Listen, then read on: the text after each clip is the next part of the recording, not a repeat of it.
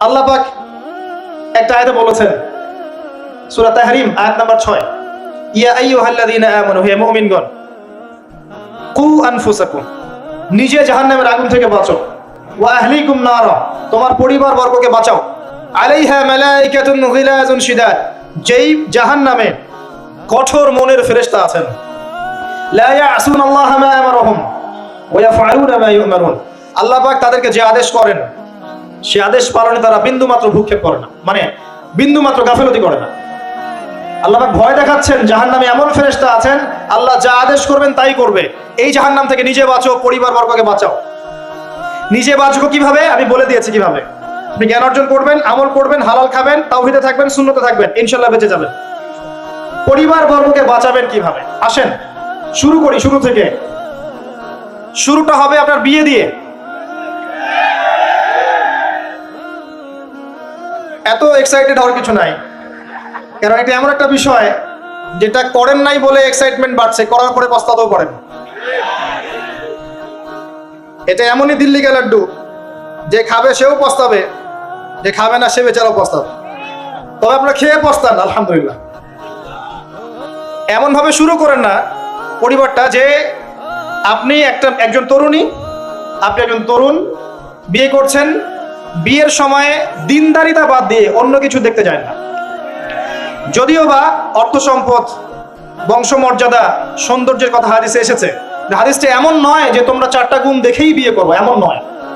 হাদিসটা এমন নয়, অনুবাদটা অনেকেই ভুল করে, অনেকেই ভুল করে। হাদিসে বলা হয়নি কখনো 4টা গুণ দেখেই বিয়ে করো, এটা নয়, বরং বলা হয়েছে 4টা গুণ দেখে বিয়ে করা হয়। কথা বুঝতে পারছেন? কেউ এটা দেখে, কেউ এটা দেখে, তোমরা দিনদারিতা দেখো, না হলে তোমাদের হাত ধুলোয় ধূসরিত হবে। হাদিসটা এমন। এক্ষেত্রে কি আমরা বলবো, প্রথমত বিয়েটাকে সহজ করে দেন। বিয়েটাকে সহজ না করলে সমাজে জেনা বাড়তে থাকবে, এবং জেনা বাড়ার কারণ আছে। যখন পর্নোগ্রাফিটাতে ফ্রি অ্যাক্সেস দেওয়া হয়েছে, মানুষ রাতের বেলা পর্ন দেখতে পারে, কেউ বাধা দেওয়ার নাই। উপরের সেকশন থেকে কিন্তু এটাকে বন্ধ করে দেওয়া যেত। পৃথিবীর অনেক কান্ট্রি আছে যেখানে অনেক কিছু চলে না। চাইনিজরা ফেসবুক ইউজ করে না, করে? ওরা কি উন্নত জাতি না? ওরা তো এখন আমেরিকাকে যদি বলে ওঠো উঠবে, আমেরিকাকে বসতে বলে বসবে। ওরা এমন জায়গায় চলে গেছে। ওই ইউক্রেন ইস্যু নিয়ে আমেরিকা, ন্যাটো আর এই ব্রিটেন আর ফ্রান্স আর ইসরায়েল কিছুই করতে পারবে না ইনশাআল্লাহ, বিকজ এখানে একটা বড় অ্যালায়েন্স আছে চায়না এবং রাশিয়া। কিছুই করতে পারবে না। ওরা এর উদ্দেশ্য, যে উদ্দেশ্যে এটা কাজ করেছিল তারা, এটা তো সফল হবে না তারা ইনশাআল্লাহ। আজকের টপিক এটা না, আমি এদিকে যাচ্ছি না। মূল বিষয়টা হচ্ছে যে সহজ করতে হবে বিয়েটাকে। উপযুক্ত বয়স হয়ে গেলেই একটা উপার্জনের সোর্স খুঁজবেন আগে। বেকার অবস্থায় বিয়ে করতে যাবেন না, উপার্জনের সোর্স খুঁজবেন, তারপরে আপনি আপনার পরিবারকে বলবেন আমার বয়স হচ্ছে, আমাকে বিয়ে দাও। এবার আসেন, বিয়ের সময় দিনদারিতা ছাড়া অন্য কিছু দেখতে যায় না। এরপরে যদি সে সুন্দর হয় বা সুন্দরী হয় বা ভালো বংশের হয়, অথবা দেখা যায় যে ভালো টাকা পয়সা হলো ইত্যাদি ইত্যাদি, এটা আপনার নূরুন আলা নূর, এটা বোনাস। কিন্তু এগুলো যদি নাও থাকে, শুধু দিনদারিতা থাকে, আপনি রাজি হয়ে যান। পরিবারের কর্তাদেরকেও বলবো যে মেয়ে বিয়ে দেওয়ার সময় ছেলের টাকা পয়সা দেখতে যায় না, ছেলের স্ট্যাটাস দেখতে যায় না বেশি বেশি। পরে দেখবেন এই মেয়ে ওর ঘরে গিয়ে পস্তাচ্ছে। আর ছেলের পিতাদেরকেও বলবো, ছেলেকে যখন বিয়ে দিবেন, একটা মেয়েকে কিনে নিব আর সাথে কিছু যৌতুকের টাকাও নিব, এই টেন্ডেন্সি নিয়ে বিয়ে করতে যায় না। ওই বিয়েতে বারাকা বেশি, যেখানে খরচ কম, যেখানে বেশি হট্টগোল নাই। চট্টগ্রাম অঞ্চলের বিয়ের মতো না। একটা বিয়েতে মনে হয় 40-50 লাখ টাকা খরচ করে ফেলায়। গেটেই সাজাবে বলে 4-5 লাখ টাকা খরচ করে। সুবহানাল্লাহ। এই 5 লাখ টাকা দিয়ে, এই 5 লাখ টাকা দিয়ে আর মনে হয় 10টা-20টা পরিবারকে বিয়ে দেওয়া যাবে। হ্যাঁ, লোহার আংটি দিয়ে বিয়ে করেছে সাহাবী। লোহার আংটিও নাই তোমার বাসায়? বলছে না ইয়া রাসূলুল্লাহ, লোহার আংটিও তো নাই আমার বাসায়। তাহলে কি করবা? কোরআনের কয়টা সূরা জানো? এই সূরাগুলো জানি, এগুলো শিখিয়ে দিও, যাও, মোহর হয়ে গেছে। কত সহজ বিয়ে, কত সহজ। আর এখন যেটা হয়, মেয়ে খুঁজবে দিনদার বিল গেটস, আর ছেলে খুঁজবে দিনদার ক্যাটরিনা। কথা বুঝতে পারছেন? প্রিয় ভাইরা, দিনদারিতাকে প্রাধান্য দেন, আর কিছু না। আপনি সফল হবেন ইনশাআল্লাহ, শান্তি পাবেন। এবং বিয়ের পরে আল্লাহর পক্ষ থেকে একটা ভালোবাসা আসবে। যদি আপনি দেখেন যে আপনার স্ত্রী খাদিজা রাদিয়াল্লাহু আনহার মতো, আয়েশা রাদিয়াল্লাহু আনহার মতো, হাজরা আলাইহিস সালামের মতো সবর করেনেওয়ালা, যে আপনাকে দিনের পথে এগোতে সাহায্য করে, তাহলে আর অন্যদিকে চোখ দেওয়ার দরকার নাই। রাজি হয়ে যান। এরপর আপনার পরিবার শুরু। এখানে উভয়ের মাঝে হৃদ্যতা, ভালোবাসা থাকতে হবে। তবে আরেকটা কথা বলে রাখি, সবাই মনোযোগ দিয়ে কথাটা শোনেন। একটা পরিবারের ভিত্তি শুধু ভালোবাসা দিয়ে টিকে থাকে না, একটা পরিবারের ভিত্তি টিকে থাকে আপোষের বিশ্বাসের উপরে। একে অপরকে বিশ্বাস করতে শিখতে হবে, একে অপরকে শ্রদ্ধা করতে হবে, একে অপরের সম্মান দিতে জানতে হবে। আপনাকে আপনার স্ত্রীকে আপন মনে করতে হবে, আপনাকে আপনার স্বামীকে আপন মনে করতে হবে। বাইরের মানুষ আপন নয়, এরা আপন আপনার। একজন একজন লেবাস, পোশাক। এরপরে আপনি মোহর শোধ করেন, আপনি সন্তান সন্ততি নেন, সন্তান সন্ততিদেরকে আল্লাহর এবং তার রাসূলের আদর্শে বড় করে তোলেন। পরিবারের মধ্যে তালিম চালু করেন, তালিম। পরিবারের মধ্যে তাওহীদ রাখেন, সুন্নত রাখেন, একসাথে খেতে বসেন। স্ত্রীকে হাদিয়া দেন, স্ত্রীকে গিফট দেন, তাকে মাঝে মাঝে ঘুরতে নিয়ে যান, তাকে নিয়ে রিফ্রেশমেন্টে যান, তাকে সময় দেন, তাকে টাইম দেন, তাকে সময় দেন। নবী সাল্লাল্লাহু আলাইহি ওয়াসাল্লাম আয়েশা রাদিয়াল্লাহু আনহার কোলে মাথা রেখে কোরআন তেলাওয়াত করতেন, তার সাথে চাঁদনি রাতে দৌড়েছেন এবং চাঁদ দেখেছেন, সফর করেছেন, রাতের বেলা হেঁটেছেন, সময় দিয়েছেন, খালি পায়ে হেঁটেছেন। সময় দেন। এখন এমন একটা অবস্থা যে পুরুষদেরকে মনে করা হয় যে তারা হচ্ছে মানি মেকিং মেশিন, তারা খালি টাকা পয়সা মেক করবে, আর স্ত্রীরা হচ্ছে ওই চুলা ঠেলবে সারাদিন। আমরা এমন মনে করে নিই আর কি। আবার এই যে ফ্যামিনিস্ট রেভলিউশন যখন থেকে আসছে, ফ্যামিনিস্ট রেভলিউশন কি জিনিস? দাজ্জালের ফলোয়ার্স আর কি, যে মেয়েদেরকে আপনি ঘরে রাখতে পারবেন না। তো তারা যখন থেকে এসেছে, ইমার্জ করেছে, তখন থেকে তার একটা কনসেপ্ট দিয়েছে যে পুরুষ আর নারী একে অপরের প্রতিদ্বন্দ্বী। দেখবেন প্রতিদ্বন্দ্বিতামূলক কথাবার্তা বলে। স্বামীর মুখের উপর তর্ক করতে যাবেন না, স্বামীকে বাইরের অনেকগুলো বিষয় ফেস করতে হয়। এখন স্বামী মনে করেন প্রশাসনে চাকরি করে, তাকে তার ডিউটি ফেস করতে হয়, তার বসকে মেনটেন করতে হয়, তার এগুলো সামলাতে হয়, তাকে বাজার ঘাট করতে হয়, সারাদিন পরিশ্রম করে সে বাসায় ঢোকার পরে আপনি মুখটা গোমরা করে বসে থাকেন। স্বামী আহলান সাহলান করেন না, তাকে একটু আদর করেন না, মহব্বত করেন না, তো অটোমেটিকলি তার আপনার দিক থেকে তার মনটা চলে যাবে অন্যদিকে, স্বাভাবিক। আপনি আপনার স্বামীর জন্য সাজেন না, বাইরের মানুষের জন্য সেজে গুজে আপনি মার্কেটে যান। প্রবলেম এগুলা। এরা মনে করে স্বামী স্ত্রী একে অপরের প্রতিদ্বন্দ্বী, অথচ এরা একে অপরের পরিপূরক, একে অপরের পরিপূরক। উভয় হৃদ্যতা ভালোবাসায় পরিবার গড়ে ওঠে। যে পরিবারের মধ্যে হৃদ্যতা ভালোবাসা আছে, ওই পরিবারের বাচ্চা কাচ্চারা দেখবেন বড় আলেম হবে, বড় নেতা হবে, বড় কিছু হবে ইনশাআল্লাহ। যেখানে এগুলো নাই, ওই সন্তানটা বড় হয় হতাশার মধ্যে, কাজের বুয়ার কাছে, ডে কেয়ার সেন্টারে। এরা তো বড় হয়ে জঙ্গি হবে, সন্ত্রাসী হবে, স্বাভাবিক। ভালো প্যারেন্টিং দিতে পারে নাই। এরকম না বিষয়টা। সময় দিতে হবে, একে অপরের দায়িত্ব বুঝতে হবে, আপোষের মধ্যে বিশ্বাস থাকতে হবে, ভালোবাসা থাকতে হবে এবং সবরের মানসিকতা থাকতে হবে। মেয়েদের ব্যাপারে বলাই হয়েছে তারা বাঁকাহার, অতএব চাপ দিতে যায় না, ভেঙে যাবে। চাপ দিতে যায় না, ভেঙে যাবে। ওই অবস্থায় ছেড়ে দিলে ওই অবস্থায় থেকে যাবে। একটা কথা আমি বলি, আমি শিখেছি আমার লাইফ থেকে, আল্লাহ পাকের প্রতিটা সৃষ্টি এক একটা রূপ। জানেন রাবার গাছ দেখেছেন? রাবার গাছ, যে গাছ থেকে রাবার হয়, গাছটাকে দেখবেন পরিচ্ছন্ন, গাছটা পরিষ্কার। যে নিজে পরিষ্কার করে সে নিজেও পরিচ্ছন্ন। জমিনের মধ্যে দেখবেন মৃত জমিন, বৃষ্টি পড়লো, সজীব হয়ে উঠলো, সবুজ ধান ক্ষেত। এই সবুজ ধান ক্ষেতটা আপনার যৌবন, আস্তে আস্তে ফসল হবে। এই ফসল হওয়ার টাইমটা হচ্ছে আপনার পৌরত্ব। এরপরে ফসলটা কেটে ফেলা হবে। এই ফসলটা আপনার ভালো কাজ, আমল সালেহ, এটাকে রেখে দেওয়া হবে। বাকিটাকে হলুদ বর্ণের যে খড়কুটা, এটাকে জ্বালিয়ে দেওয়া হবে। এই যে ধান গজালো, একটা সিজন গেল, এর মধ্যে আপনার দুনিয়ার জীবনের হায়াতের রূপকথা আছে। জি, পাহাড়কে দেখেন, পাহাড় বিশালতা নিয়ে দাঁড়িয়ে থাকে, ওর গায়ে যতই ঢিল মারেন, লাথি মারেন, সমালোচনা করেন, সে নড়বে না তার জায়গা থেকে, থাকবে, সে ওর জায়গায় স্টিল থাকবে, কিন্তু সে শান্ত থাকে, সে চিল্লাফাল্লা করে না। তাই যারা সাহসী বীর, তারা বেশি কথা বলে না, শান্ত থাকে। যারা পাহাড়ের মতো দৃঢ়, ওরা বেশি কথা বলে না। সাগরকে দেখেন, বিশাল সাগর, কক্সবাজারে যান, সাগরকে বিশাল সাগর গর্জন করছে, ভিতরে অনেক সম্পদ, অনেক মাখলুক আছে। আপনি সামনে গিয়ে দাঁড়ান, বিনয়ের সাথে আপনার পা ধুয়ে দিবে, কোনো অহংকার করবে না। প্রতিটা সৃষ্টি আল্লাহ পাকের এক একটা মেসেজ দেয়। ঠিক মেয়ে মানুষও একটা মেসেজ দেয়। কি মেসেজ?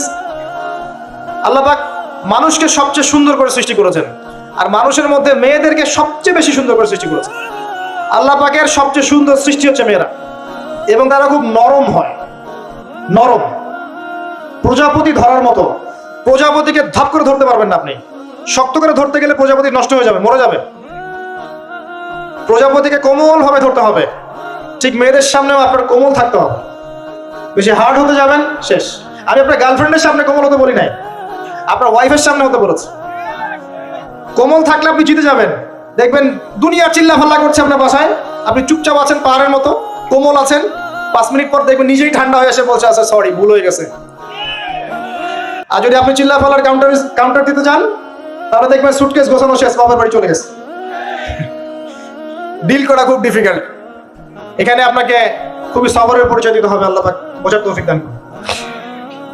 আর আমরা মা বোনদেরকে রিকোয়েস্ট করবো, 4টা মূলনীতি মেনে কাপড় চোপড় পরবেন। আপনার কাপড়টা এমন হবে না যেই কাপড়টা পরলেও অঙ্গ প্রত্যঙ্গ দেখা যায়, বোঝা যায়, এমন হবে না। কাপড়টা এমন হবে না এত টাইট ফিটিং যে আপনার অঙ্গের উঁচু নিচু অবয়ব বোঝা যায়, এমন হবে না। কাপড়টা এমন হবে না যেটা অমুসলিমদের পোশাক, আর কাপড়টা এমন হবে না যেটা পুরুষদের পোশাক। এই মূলনীতিগুলো মেনটেন করে কাপড় পরবেন ইনশাআল্লাহ।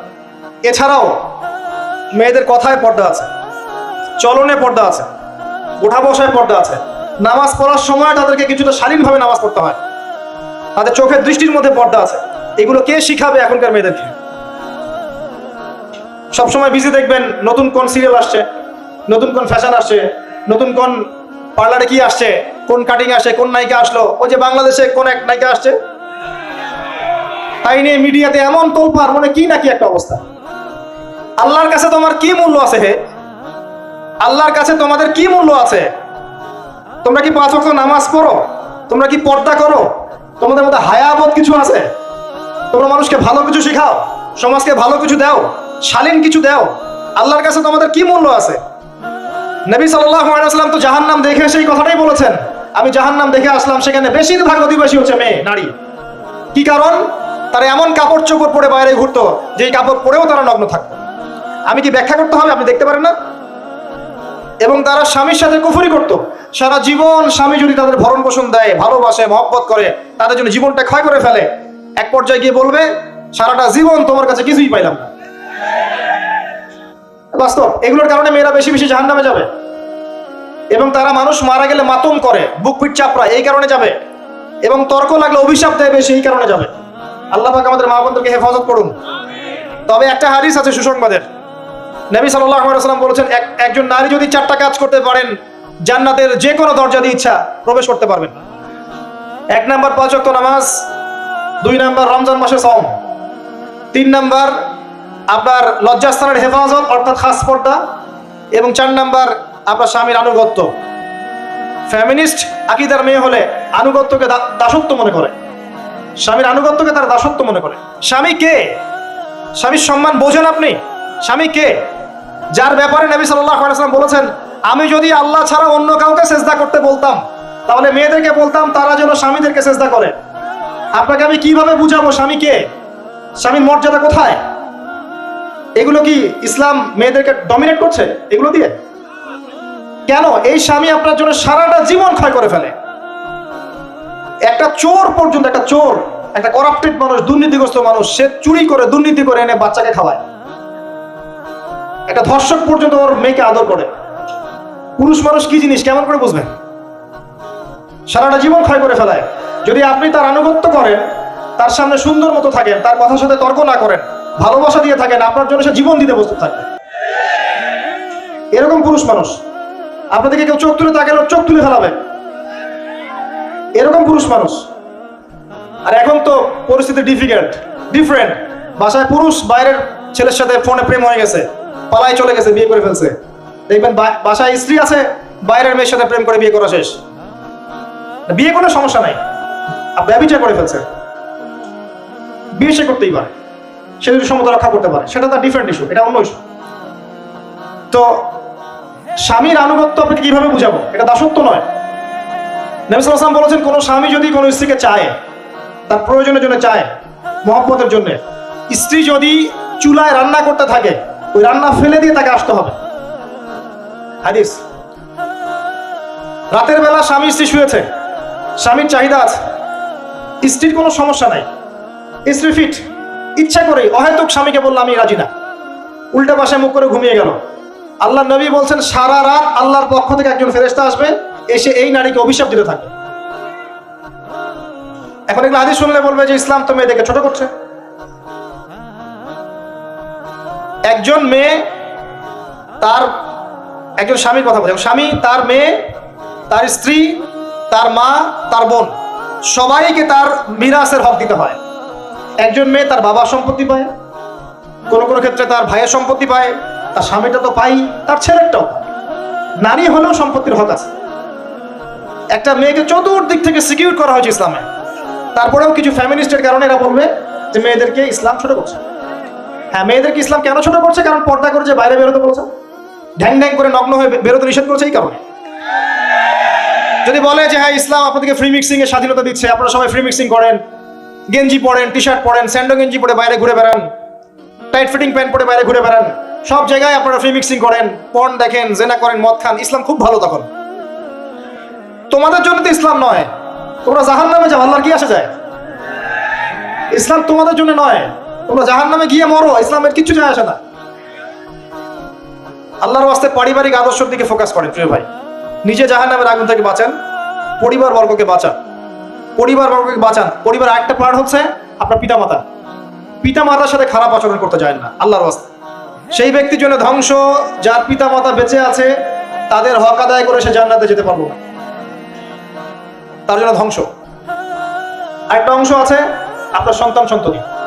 বাচ্চা কাচ্চার প্যারেন্টিংটা খুব সুন্দর করে করেন। যখন আপনি স্ত্রীর সাথে মিলন করতে গিয়েছেন তখন দোয়া পড়েন, আল্লাহুম্মা বিসমিল্লাহি আল্লাহুম্মা জান্নিবনা শাইতান ওয়া জান্নিবি শাইতান মা রাযাকতানা।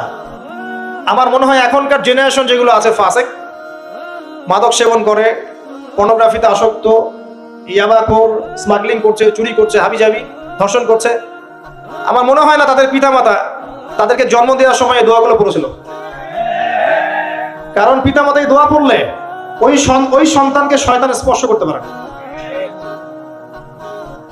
সন্তান হবে, সন্তান ছেলে হোক মেয়ে হোক, আপনার এটা নিয়ে মন খারাপ করার কিছু নাই। একজন কন্যা সন্তানকে লালন পালন করে সৎপাত্রে পাত্রস্থ করলে এই মেয়ে পরকালে আপনার জন্য জাহান্নামের আগুন থেকে ঢাল হয়ে যাবে। যার কাছে দুইজন মেয়ে আছে, দুইটা মেয়েকে সে ভালো করে মানুষ করেছে, নবী সাল্লাল্লাহু আলাইহি ওয়াসাল্লাম বলছেন সে জান্নাতে আমার সাথে এমন করে থাকবে, এইভাবে। কেউ যদি বিধবার দায়িত্ব নেয়, সেও নবী সাল্লাল্লাহু আলাইহি ওয়াসাল্লামের সাথে এইভাবে থাকবে। এতিমের দায়িত্ব নেয়, এইভাবে থাকবে। ফ্যান্টাসিতে ভুগছেন, একটা এতিম মেয়েকে বিয়ে করেন, একটা অসহায় তালাকপ্রাপ্ত মেয়েকে বিয়ে করেন, একটা বিধবা মেয়ে যার স্বামী মারা গেছে, কেউ নাই দেখার, তাকে বিয়ে করেন, তারপরে বোঝা যাবে আপনার মধ্যে কতটুকু দিন আছে। আর বর্তমান সভ্যতা আমাদের কি সমাধান দিবে? সবাই যদি দিনদার একটা করে ক্যাটরিনা খোঁজে, এতিম, এই বিধবা, এই যাদের দেখার কেউ নাই, এই মেয়েগুলা কি রাষ্ট্রের সম্পত্তি হয়ে থাকবে? এদের দায়িত্ব কে নিবে? পুরুষরা যদি দায়িত্ব না নেয়, কে দায়িত্ব নিবে? এখন কেউ যদি ওদের দায়িত্ব নিতে যায়, তখন তাকে আবার খারাপভাবে উপস্থাপন করা হয়, এই ব্যক্তির মনে হয় চরিত্র খারাপ। কিন্তু এদিকে বাইরে 10টা জেনা করে বেড়াচ্ছে, কোনো সমস্যা নাই, এগুলি কুস্কায়। এইসব জাহেলদের জন্য ইসলাম নয়।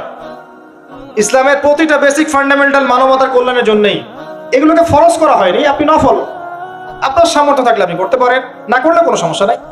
কেউ যদি করে যে ইসলাম পরিপূর্ণরূপে পালন করার চেষ্টা করছে, এটার উপর আমল করার চেষ্টা করছে, তাহলে আপনি তাকে ক্রিটিসাইজ করছেন কেন? কি সমস্যা আপনার?